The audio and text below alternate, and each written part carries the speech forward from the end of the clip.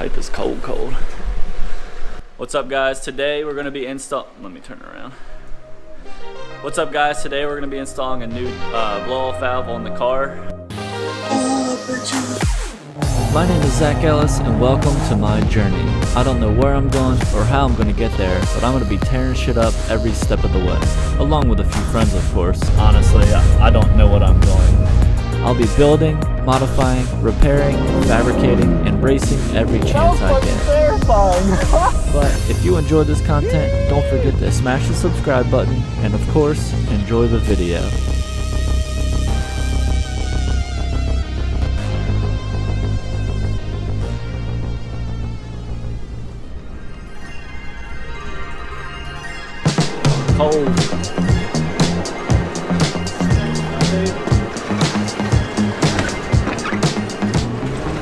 I'm going to go ahead and start by removing the stock bypass valve or diverter valve. Once I get that out, I'll update you guys again. I'll go ahead and put the block off plate on that, and then we'll start working on removing the stock hard pipe.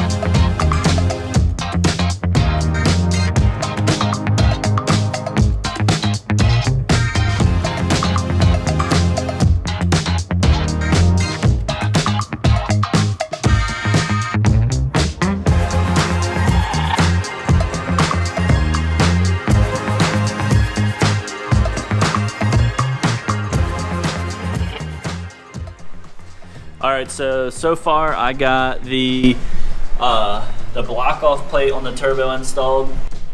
I ended up using a high temp sealant. Ryan's over here with the snowball. I ended up using a high temp sealant on there to seal it to the turbo. Once it settles a little, I'll tighten it down. And then I removed the stock O2 or stock hard pipe. And I've got the actual blow-off valve installed on the new hard pipe. So I'm gonna go ahead, install the pipe, put the connections on it, start plugging hoses. Once this is all buttoned up in tight, then I'm going to actually run the vacuum hose to the blow-off valve. Once that's ran, we'll be able to start the car and test it out, see how it sounds, or if it even works right.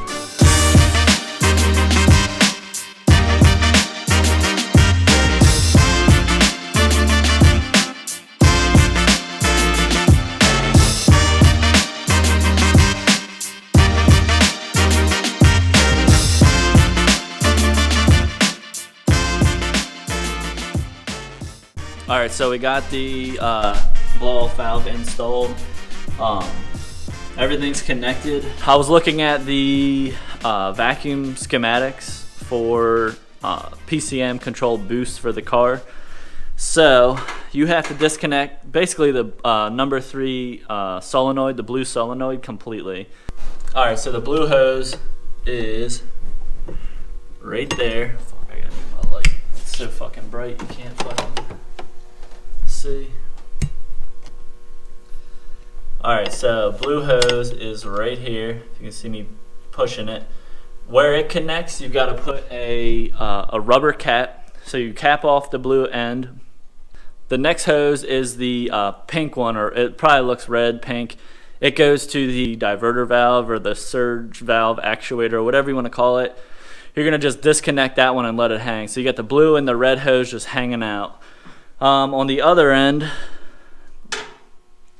On the side where the actual blow-off valve goes, you're going to take the original red hose that goes to the upper...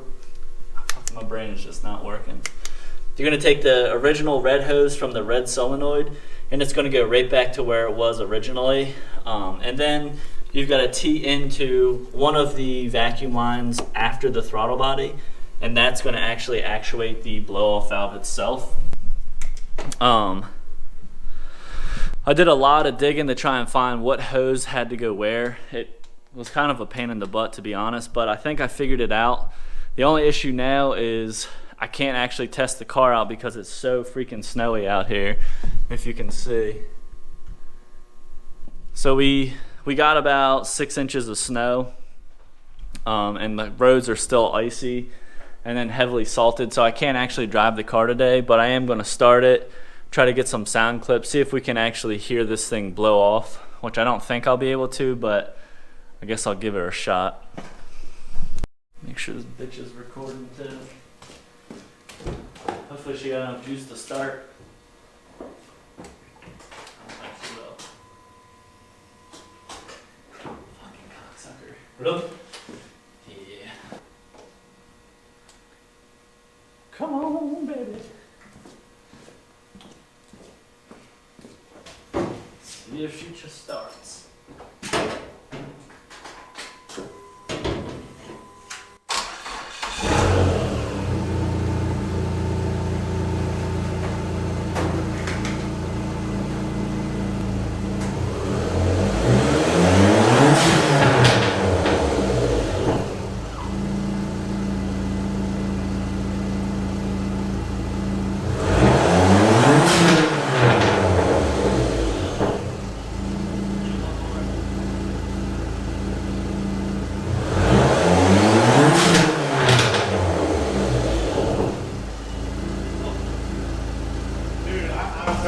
Thing on the road is gonna be fucking.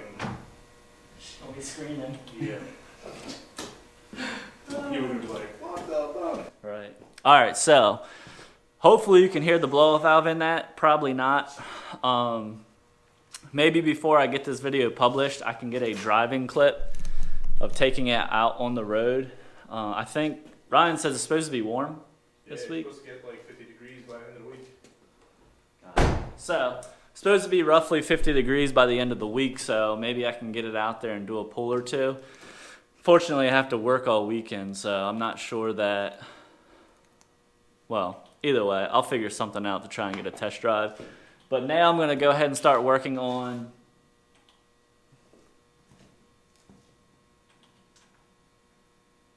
But for now, I'm going to go ahead and start working on the wideband gauge or the O2 gauge.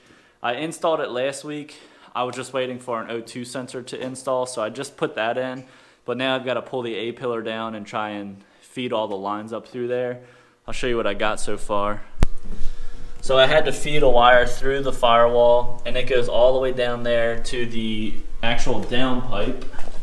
So as you can see, this pipe, this O2 sensor here is the factory O2 sensor, so that's just a regular downstream O2 sensor. The one up there, a little further, closer to the engine, is actually the wideband gauge. So that's picking up the fuel-air ratio mixture, and it's displaying the reading on the gauge itself. All right, so and then you see here, this is the actual air-fuel ratio gauge. I've wired it all through. I just kind of have it temporarily installed to make sure it functions correctly. But now I'm going to work on pulling out the A-pillar, and I'm going to install it here in the middle bezel and try to secure it there. So I'll let you guys kind of stick around and watch that process as I install it. All right, so I guess I'm not going to install the, you can see Ryan in the background jacking himself up. Jacking himself up, not jacking himself off, I swear. It's all right, I can blur it out. But here's the gauge. This is the issue I'm facing. I didn't have a coupler or whatever you want to call it to retain the gauge in the pillar. And sure as shit, this fits perfectly, but I don't know if you can see that. The threads do not extend far enough. They do not protrude through the holes. So I can't get a nut on there. I had the actual retaining fittings. I was going to make like a coupler so I could thread a bolt in from the other end and thread into that, but I don't have a bolt the right size. So we're going to go ahead and hold off on this until I can get a different retaining style bracket, like the little regular metal U ones. All right, so change of plans again. I decided to stick the gauge in here. Well, it pretty much clipped itself in there without the retainer on the backside. So I think I'm going to go ahead, install it like this, so like the improper way, I guess you'd call it. Mainly because I don't give a shit. I don't see it flying out at any point in the near future, at least. So I'm fine with that. I'm gonna go ahead, run the power lines to it, and then button it up completely. What are those, batteries? With the titanium. Oh, the lug nuts. Those things are light though. Ryan just got titanium lug nuts for his car. Frivolous money that I have to spend on that shit. Frivolous money. Yeah, they were not cheap, that's for sure. They pretty much cost as much as a pair of my wheels. $200? One wheel. Or one tire. We'll see. Damn. $200. $200 for 25. I gotta say, it's a great price. It's a great price. Why'd you get 25 though? Because I've never used titanium. I don't know how well they're gonna hold up. So if there's any issues at all, I got an extra 5. It should hold up fine though. I think so. Sweet. I just like the fact that they're open. Well, that's the big thing, yeah. But alright, I'm gonna pull this A-pillar down and try to install the wiring harness to this thing.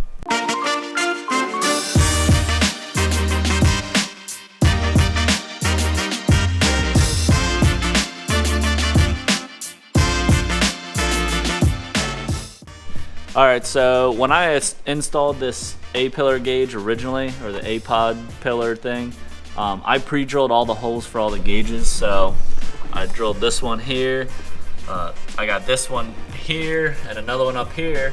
But the issue is this connector is much larger than the hole that I drilled, because I'm an idiot. So I went ahead, got my step bit, and I'm gonna drill this hole up, I don't know, a 1/16 of an inch bigger so I can fit this connector through, and we'll go from there.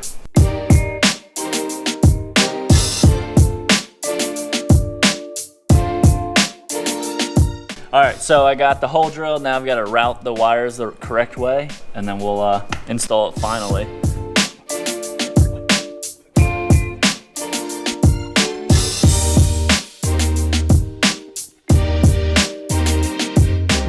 So, there it is. Looks pretty good in there. I am not going to start the car to let you guys see it, because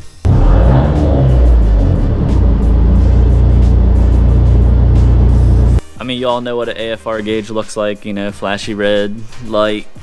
It's all cool, pretty colors. But now I think Ryan and I are gonna lay on some vinyls on my car. So I've been, well, temporarily lay on. I've been kind of torn about if I want to run some sort of vinyl livery on the car, something to make the car stand out a little bit, because as you know, the neons are just a solid color for the most part. There's obviously a few that stick out. So I might run something that is gonna make the car look a little different. Hopefully it doesn't look too ricey, but I'll let you guys decide that.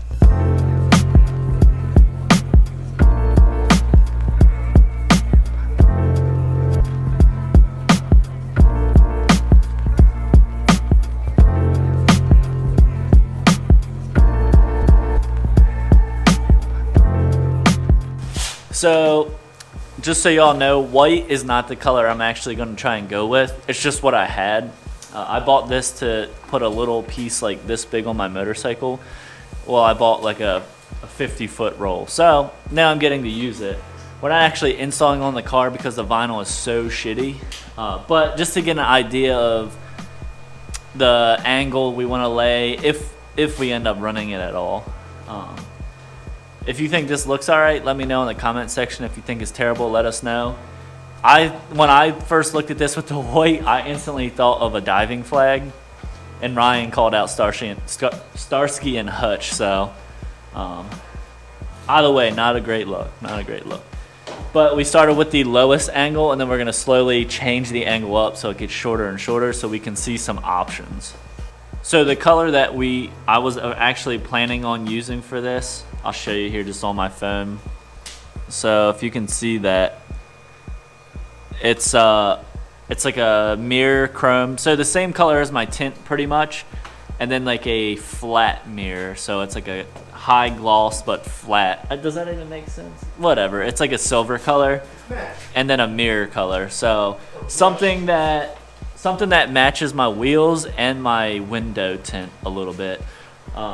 Not that I want all that chrome and mirror on my car, but it needs to make sense. I'm not going to put a lime green stripe on the side of my car.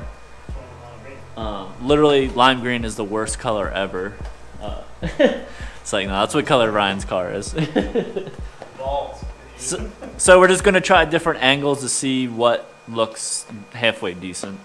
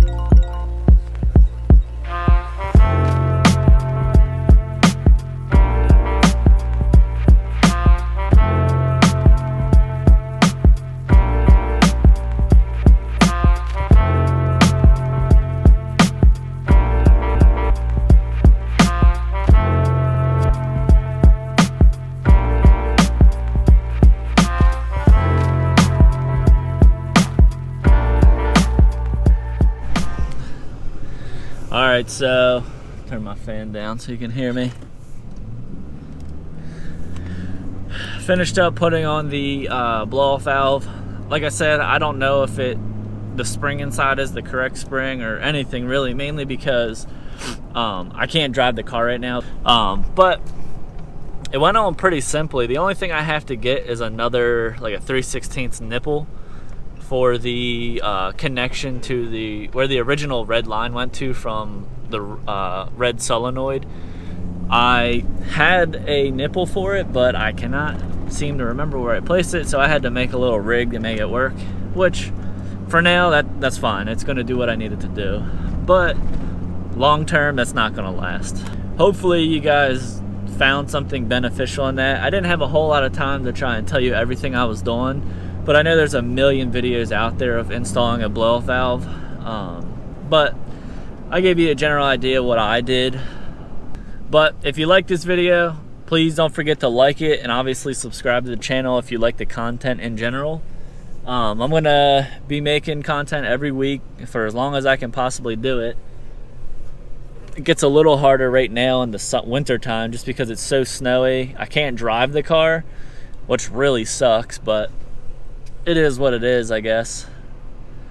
Hopefully the weather turns sooner than later, I hope, so I can start creating content that you guys will actually enjoy rather than just installing parts on the car.